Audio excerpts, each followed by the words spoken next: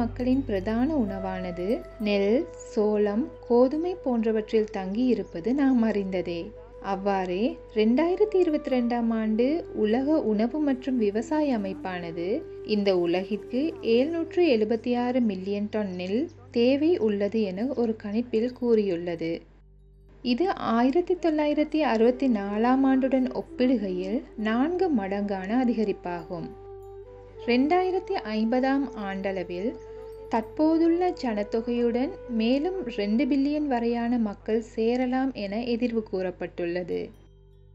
உலகில் விவசாயத்திற்காக பயன்படுத்தக்கூடிய நீரில் 34 தொடக்கம் 43% வரையான நீரானது நெல் உற்பத்திக்காக பயன்படுத்தப்படுவதுடன் 1 கிலோகிராம் நெல்லை உற்பத்தி செய்வதற்கு 2500 லிட்டர் வரையான நீர் தேவைப்படுகின்றது. காலநிலை மாற்றங்களுக்கு முகம் கொடுக்கும் தற்காலத்தில் வெப்பநிலை அதிகரிப்பு, மழைவீழ்ச்சி செயல்முறையில் ஏற்பட்ட மாற்றம், எதிர்பாராத வெள்ளம், எதிர்பாராத வறட்சி போன்றவற்றுக்கு நாம் அனைவரும் முகம் கொடுக்க வேண்டிய சூழ்நிலையே இன்று காணப்படுகின்றது. இவ்வாறானதொரு சூழ்நிலையில் விவசாயத்திற்கு பயன்படுத்தக்கூடிய நிலப்பரப்பானது 10% காணப்படுவதுடன் பயன்படுத்தக்கூடிய நீரானது மிகவும் வரையறுக்கப்பட்டதாக காணப்படுகின்றது. இலங்கையில் நெல்லுற்பத்திற்காக ஒரு ஏக்கருக்கு 3 அடி தொடக்கம் 6 அடி வரையிலான நீர் தேவைப்படுகின்றது. சாதாரணமாக ஏக்கருக்கு 3 அடி எனும் அளவிலேயே இது அமைகிறது.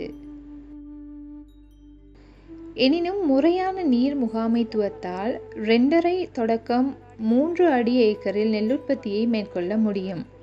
இதன் மூலம் இன்றைய நிலையை போன்ற 4 மடங்கு வரையான நெல்லுற்பத்தியை விஸ்தீரணப்படுத்திக் கொள்ளவும் முடியும். அத்துடன் இலகுவாக 3ஆம் பருவத்தில் தானிய வகைகளை உற்பத்தி செய்யவும் முடியும்.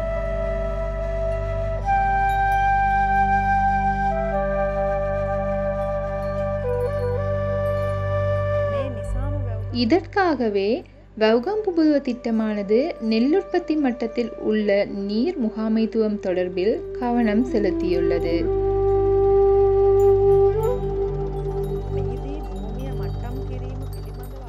நிலத்தை சமப்படுத்துவது தொடர்பாக கவனம் செலுத்தி லேசர் முறையின் மூலம் நிலத்தை சமப்படுத்த நடவடிக்கை எடுத்துள்ளது.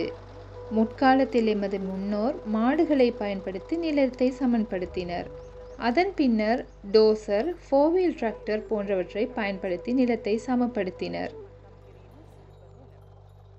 ஆனாலும் இன்று பயன்படுத்தப்படும் உயரிய தொழில்நுட்ப முறையான லேசர் முறையை பயன்படுத்தி திட்டத்தினூடாக தொழிற்படும் 7 மாவட்டங்களிலும் 350 ஏக்கர் வரையான நிலப்பரப்பை சமப்படுத்துவதற்கு நடவடிக்கை எடுக்கப்பட்டுள்ளது.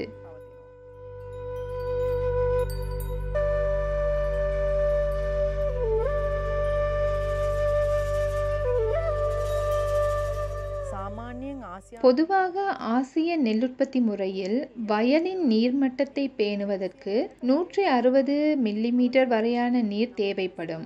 ஆனால் லேசர் முறையில் சமப்படுத்தப்படும் வயலுக்கு 80 தொடக்கம் 100 மில்லிமீட்டர் வரையான நீரில் வயல் நீர்மட்டத்தை பேண முடியும்.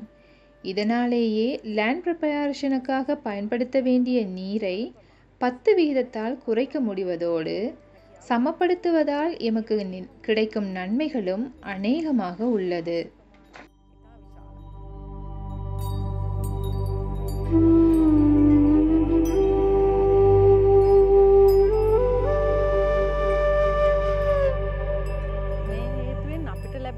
இதன் மூலம் எமக்கு கிடைக்கும் முதலாவது நன்மை விளைச்சல் அதிகரிப்பே. நிலத்தை சமப்படுத்துவதால் நெல்லை விசிறுவது முறையாக நடைபெறும். அத்துடன் நாற்று நடுவதும் கிரமமாக நடைபெறும். இதனால் ஒரே நேரத்தில் விதைகள் முளைத்தல், முளையிடல் நடைபெறும் வாசி கிடைக்கின்றது. இந்த காரணங்களால் 24% வரையிலான விளைச்சலை அதிகரிப்பை பெற்றுக்கொள்ளக்கூடியதாக உள்ளது.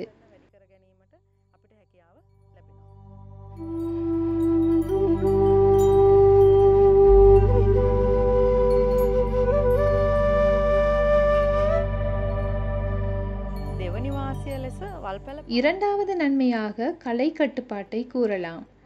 இந்த சமப்படுத்தலால் 40% களை கட்டுப்பாட்டை மேற்கொள்ள முடிகின்றது. அத்துடன் களை கட்டுப்பாட்டுக்காக பயன்படுத்தப்படும் இயந்திர பாவனையும் இலகுவாக்கப்படுகிறது. இதற்கான மனிதவள நாட்களையும் 5 தொடக்கம் 20 நாட்கள் வரை குறைத்து கொள்ள முடியும்.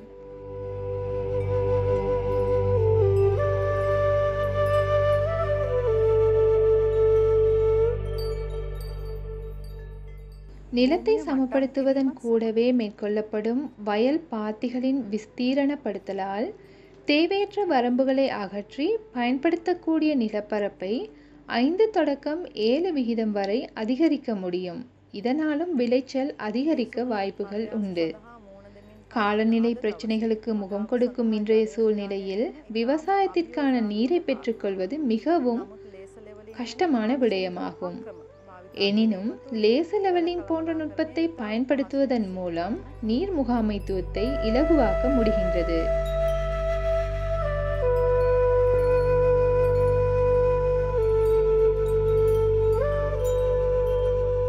இதற்காகவே எமக்கு தெரிந்த விவசாயத்தை காலநிலைக்கு உகந்த விவசாயமாக மாற்றியமைத்து விளைச்சலை அதிகரிக்கும் வாய்ப்பு எமக்கு கிடைக்கின்றது.